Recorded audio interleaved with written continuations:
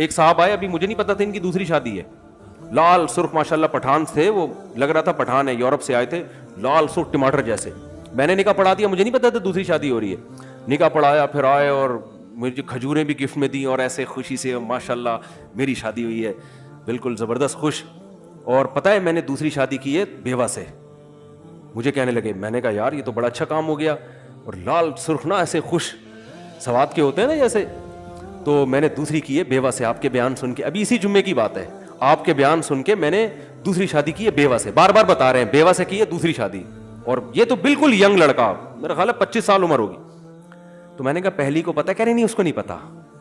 میں نے کہا بیٹا میں نے کہا یہ جو آپ لال ٹماٹر بنے ہوئے ہو نا ابھی, یہ جو آپ کے چہرے پہ سرخی آئی ہوئی ہے, خوشی کی لہریں, یہ ابھی جب پتہ چلے گا یہ ساری خوشیاں کیا ہو جائیں گی, یہ کافور ہو جائیں گی. ہدیے ودیے اس کے بعد مجھے آ کے دیتے آپ, یہ جو کھجور, آپ اجوا کھجور کا بڑا خوبصورت ڈبہ دے کر گئے ہو.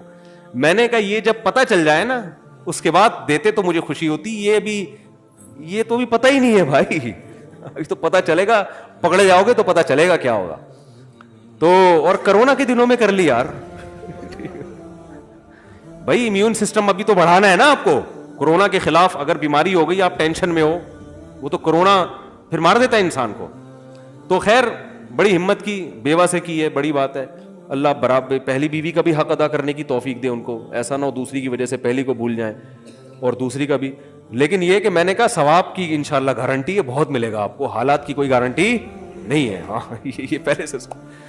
تو اب پتہ نہیں پتہ چل گیا ہوگا کہ نہیں پتہ چلا ہوگا, اب تک اللہ خیر کرے.